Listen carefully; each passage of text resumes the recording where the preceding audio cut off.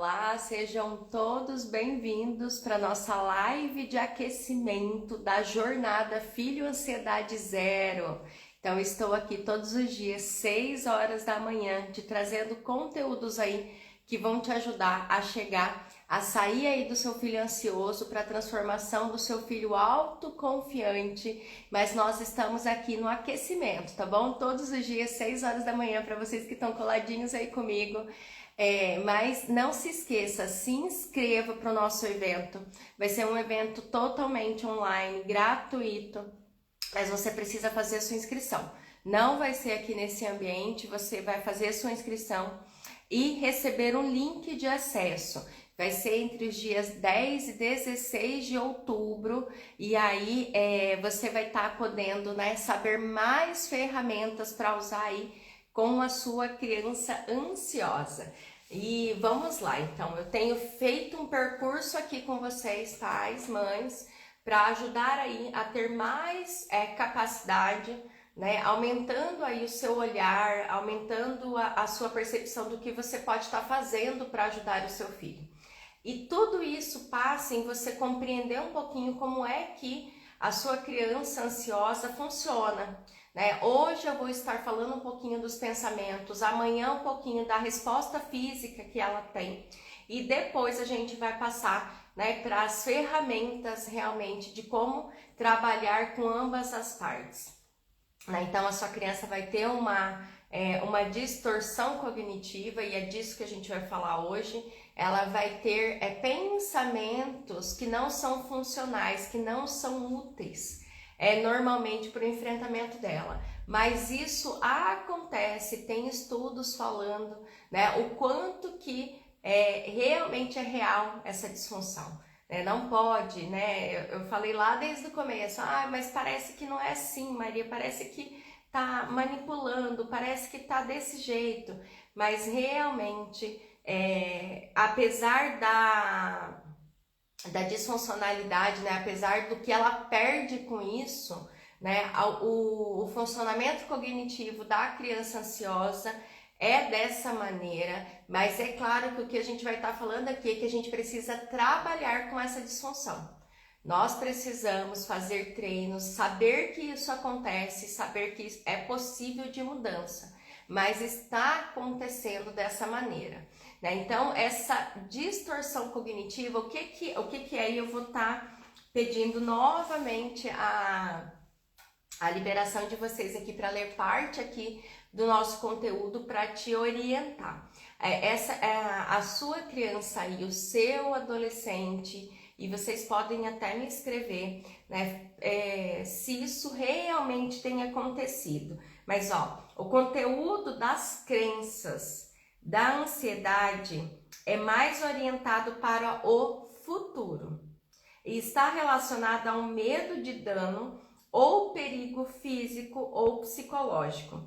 Por fim, presume-se que a agressão está relacionada a cognições relacionadas à injustiça, a se sentir enganado e a percepção de intenção hostil.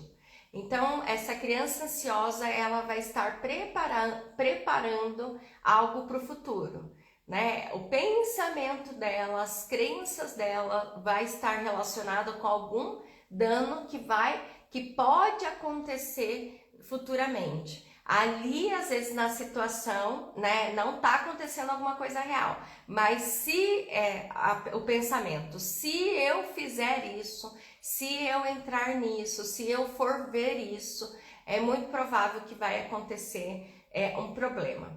Tem um termo que nós chamamos de predisposição atencional. O que é isso? Normalmente, né, todos os eventos de transtornos emocionais são ligados a uma atenção especial a um ponto, né? É uma fixação em alguns pontos. E a sua criança ansiosa, ela, né, essa criança que está aí com uma ansiedade patológica elevada, que tem trazido prejuízos para ela tem uma atenção, uma predisposição a ter uma atenção para situações de ameaça. Ó, estímulos relacionados à ameaça. Então, ela fica em hipervigilância em todas as situações que pareçam que vai causar algum dano, né? Então, eles ficam muito atentos a sempre, parece que fazem várias ligações que não são realmente ligações, associações boas, né? Que às vezes uma outra criança não faria e a sua criança ansiosa faz.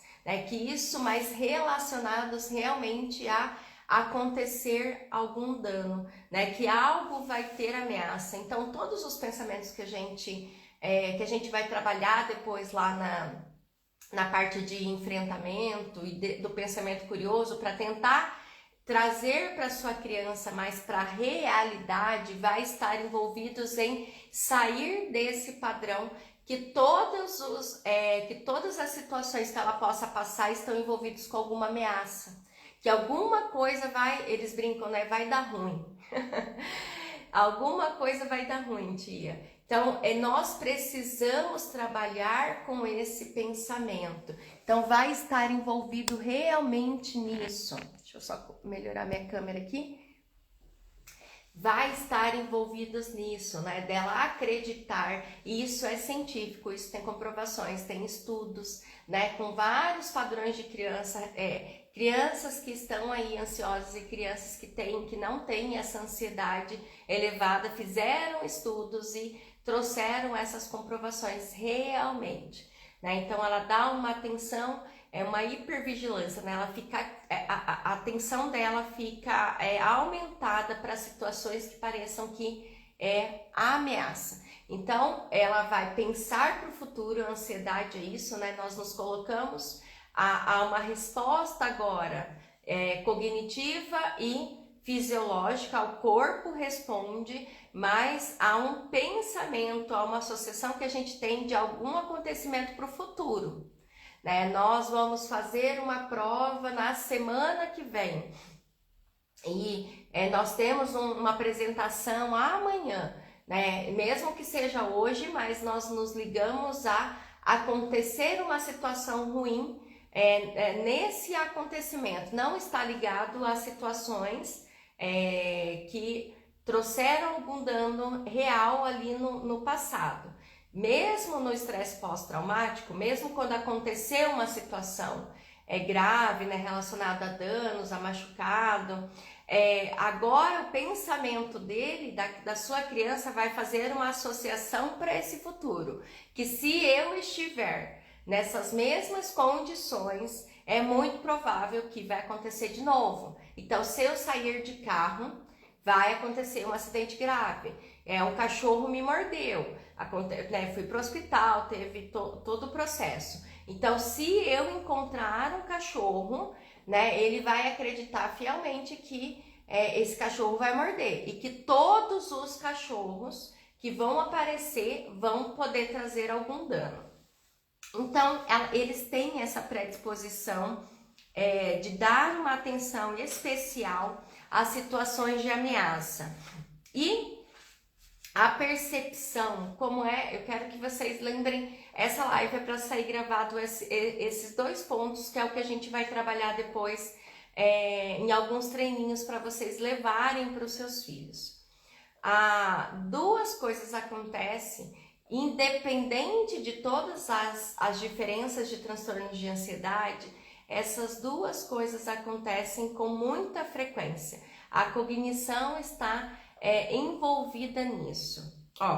A criança ansiosa, ela tenderam a julgar as situações como mais perigosas e se sentiram menos capazes em lidar com elas.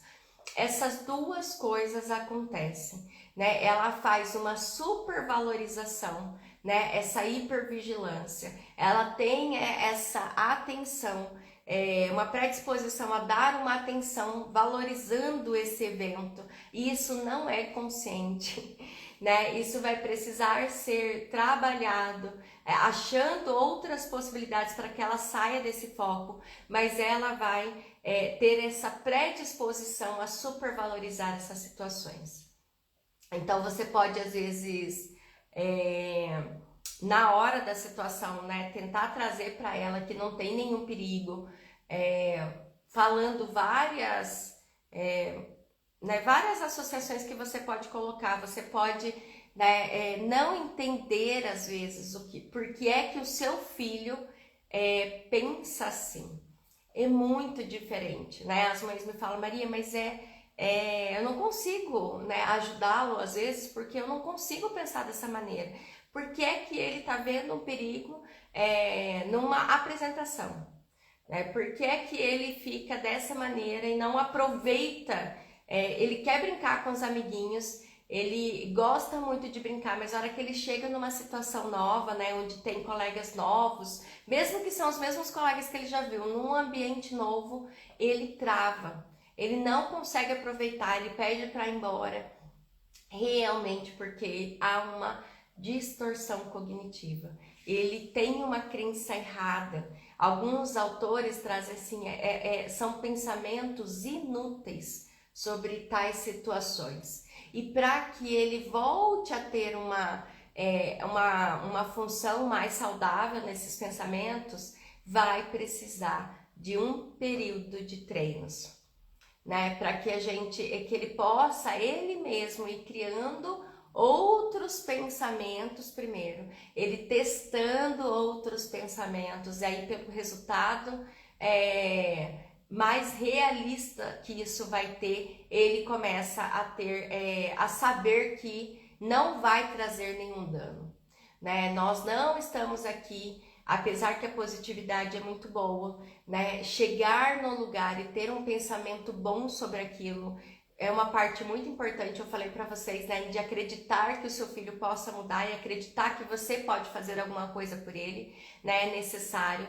Mas nós vamos trazer para essa criança, a intenção é que a gente traga um pensamento realista da situação, porque ele está tendo uma distorção, ele tem uma hipervigilância para essas situações de ameaça, ele supervaloriza essas situações que ele crê que pode trazer uma ameaça. Mas quando estamos trazendo para ele os elementos, o fato, trazer realmente o que acontece realisticamente, trazer realmente o que já aconteceu, o que pode acontecer, o que acontece com as outras pessoas nessa situação, ele começa a observar que não são situações de ameaça e que talvez nem ele mesmo já passou por uma situação de ameaça.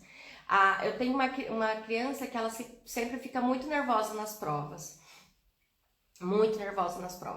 né? Às vezes perdendo um pouco o seu potencial nessa prova, mas realmente, né, fato, evidência, ela nunca tirou uma nota vermelha.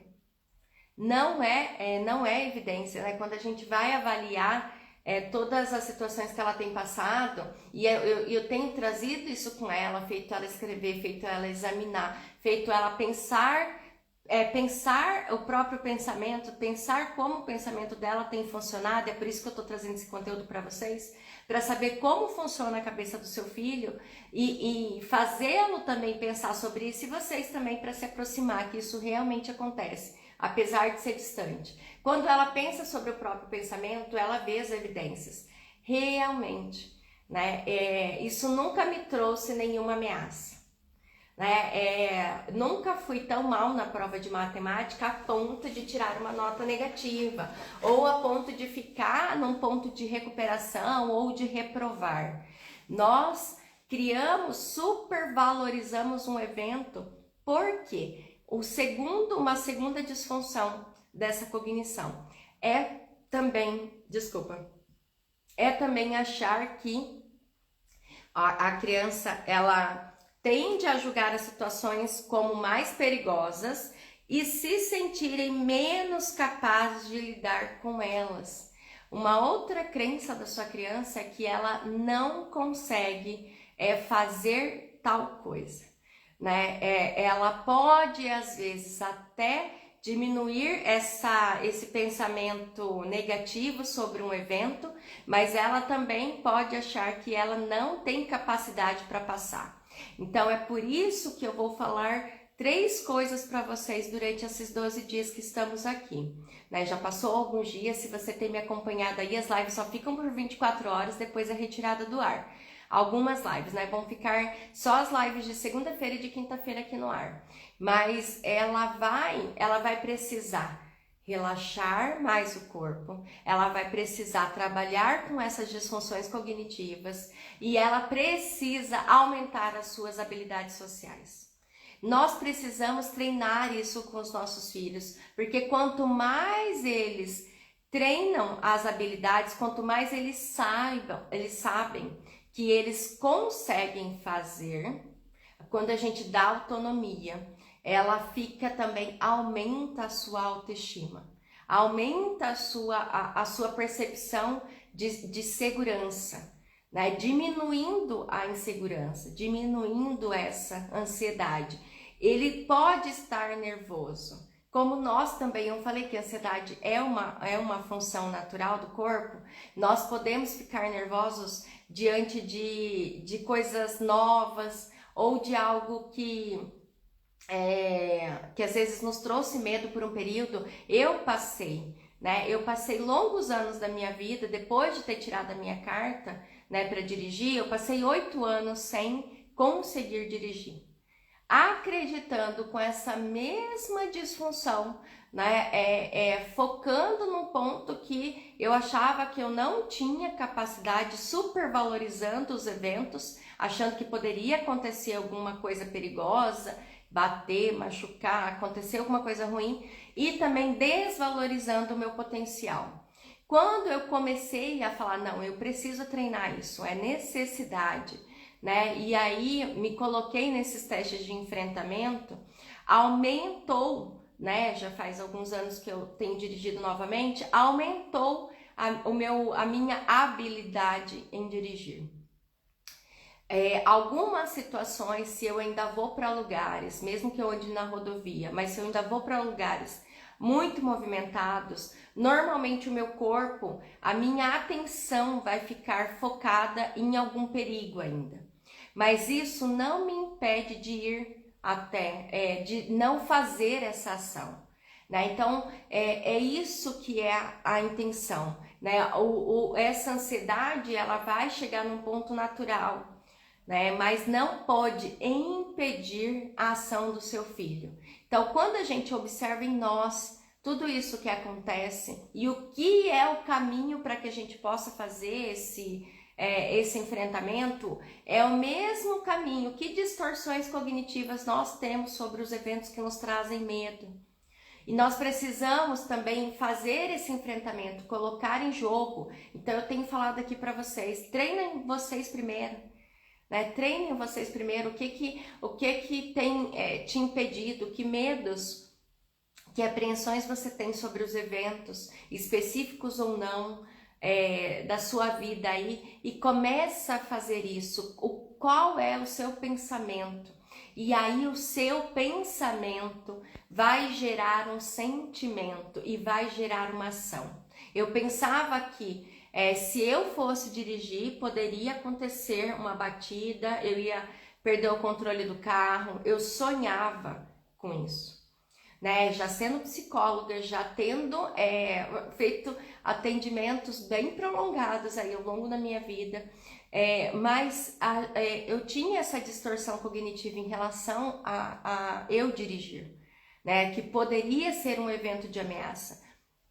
E quando eu vou, aí esse pensamento gerava um sentimento de medo, né? Gerava um aceleramento cardíaco, gerava, que a gente vai falar amanhã, gerava uma resposta no meu corpo e eu partia para um comportamento. E meu comportamento era de fuga, esquiva, não vou, né? Posso fazer qualquer outra coisa sem precisar do carro, posso pedir carona, pegar, naquela época nem tinha Uber, né? Pegar, fazer outras coisas, andar de ônibus, andar a pé longos períodos, sendo que eu às vezes tinha um carro na garagem, né? Então toda essa percepção, mesmo que para uma outra pessoa, e aí uma outra pessoa que é nós, às vezes enquanto pais, a gente fala assim, né? Uma outra pessoa que dirige, que né, desde sempre dirigiu, fala assim, gente, como é que a pessoa se paralisa. Por que que ela acha que é difícil? E nós fazemos isso com os nossos filhos. Né? Quando a gente não entende um pouquinho qual que é esse processo do pensamento dele, como é que tá essa distorção, que isso tem acontecido, nós olhamos para eles e falamos assim, mas como é que ele pensa desse jeito? Né? Nos colocamos nesse lugar, ele pensa assim porque realmente ele tem essa crença, e essa crença está sendo alimentada de várias maneiras, e só vai acontecer dessa crença mudar quando ele vai para um teste de enfrentamento. Só há possibilidade desses medos, da gente ganhar desse medo, perder poder, né? Quando a gente trabalha com o enfrentamento, é só vivendo. Tem um livro que chama Chapeuzinho Amarelo, eu não sei se vocês já viram, e Chapeuzinho Amarelo é um livro que trabalha com medo, né? Então ele fala o medo da Chapeuzinho Amarelo, que tinha o medo do lobo. Mas ela só passou a não ter mais medo do lobo quando ela viu o lobo pela primeira vez. Primeiro ela achou que o lobo realmente era muito maior do que ela imaginava, né? Os olhões. E depois ela vai percebendo, olhando para o lobo e vendo o lobo, que não era tudo aquilo. E aí fala no livro, né? Ela faz do lobo um bolo, desculpa. E aí, com todos os outros medos que ela tinha, né, de todos os outros bichos, ela passa a brincar com aquilo. Ela passa a se aproximar daquilo e ver que não era tudo aquilo. Mas para que isso aconteça, os nossos filhos vão ter que se aproximar. Quando a gente vai trabalhar, então, você observa que esse pensamento é um pensamento que não tem base em fatos. Né? Quando os nossos filhos vão ver, não tem base em fatos, né? Não vai acontecer. Eu já devo estar dirigindo, voltei a dirigir faz uns 6 anos, eu acho, né? Meu filho está com 8, uns 6 anos. Foi uma necessidade criada por ele, né? Por eu precisar, né, me locomover. Então, os filhos trazem a nossa possibilidade de enfrentamento, sim. E aí, quanto mais a gente treina, mais potencial hoje eu acredito que eu tenho para trabalhar com isso, né? Então, me traz ainda ansiedade se eu vou para um lugar, né, onde eu acho que tenha muito movimento e que eu não conheço. Sim, mas isso, como eu falei, não é impeditivo de eu fazer isso, de tomar essa ação. Isso é importante. E aí, quanto mais eu faço, menos distorção eu tenho, porque eu vejo a realidade. Não é só sair e achar que nada vai acontecer, tá bom? Porque pode acontecer de eu bater o carro? Pode. Pode acontecer de ter algum problema? Pode. Pode. Não é só o pensamento positivo, né? A gente vai trazer para os nossos filhos essa distorção cognitiva, a gente vai ter que... Ele está distorcendo, ele tá colocando o evento de 100% de chance de acontecer alguma coisa ruim. Isso é a supervalorização, né, que eles trazem desse evento de ameaça. Isso é uma predisposição do pensamento da criança ansiosa. E aí 100% de chances que eu não vou conseguir lidar com isso, se acontecer. Então, o que é meu pensamento? Pode acontecer um problema quando eu dirigir? Pode, mas eu tenho habilidades de lidar com isso também.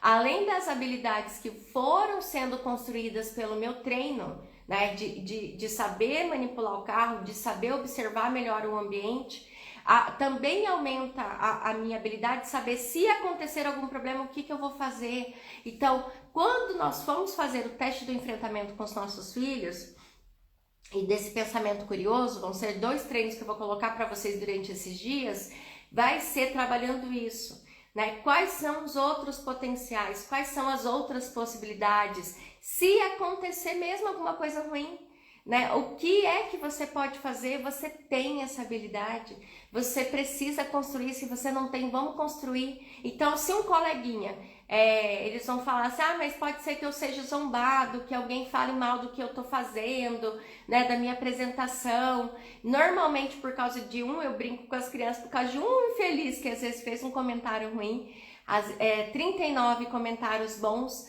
não são valorizados, né? A gente supervaloriza esse um comentário ruim ou um olhar que a gente crê que foi negativo. A sua criança ansiosa, ela tem isso também, ó. As crianças ansiosas tendem a interpretar situações ambíguas como mais ameaçadoras e chegarão a esta conclusão mais rapidamente. O que é isso? Quando uma situação ambígua assim, a gente não sabe o que realmente aconteceu, o que realmente a pessoa tá falando. A pessoa olhou pra gente, essa é uma situação ambígua. Ela olhou pra você. E a criança ansiosa, ela vai tender a crer que tá achando alguma coisa ruim, tá vendo alguma coisa de negativo em mim, o que eu tô fazendo que aquela pessoa tá olhando, aquela pessoa não gosta de mim. Várias situações que são interpretações negativas dessas situações ambíguas, né? Ela não vai achar, nossa, tá olhando para mim porque tá bonita. Então, se isso acontece, nós precisamos ir treinando, né? Mudando essa cognição e treinando, né? Nesses enfrentamentos, como isso vai acontecer. Mas aí a gente vai trazendo e ensinando os nossos filhos a observar o resultado, né? Se você acha que aquela pessoa tá te olhando, né, você pode perguntar, você pode depois ir conversar com ela para saber. E às vezes a pessoa pode falar assim para você: nossa, mas eu nem vi, eu nem te vi, eu não tava olhando para você, né? Eu nem tava reparando. Então, mas ela tem essa predisposição a valorizar esses eventos. Então, nós precisamos saber, esse é o funcionamento, essa é a distorção cognitiva que o seu filho apresenta. Ele tem esses são os pensamentos envolvidos aí, na maioria das situações que eles têm passado. E você pode me escrever se isso realmente acontece aí com o seu filho. Sabendo disso, nós precisamos, então, trabalhar com essa distorção. Não é só falar, mas você está errado, isso não é real. Nós precisamos ir trabalhando com fatos, com evidências, para que essa criança comece a observar outras situações, para que ela comece a perceber outras possibilidades. Mas isso só vai acontecer se seu filho for para o enfrentamento.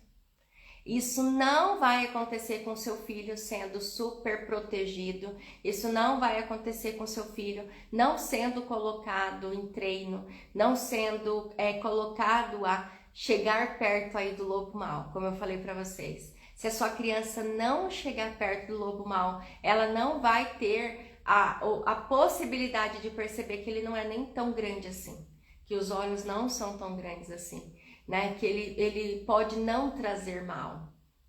E é só quando ele é colocado na proximidade dessa situação de ameaça e não é sendo jogado nessa situação de ameaça, né? O teste do enfrentamento é exatamente, né? Ele vai enfrentar toda essa ameaça, mas ele tem um degrau para esse enfrentamento.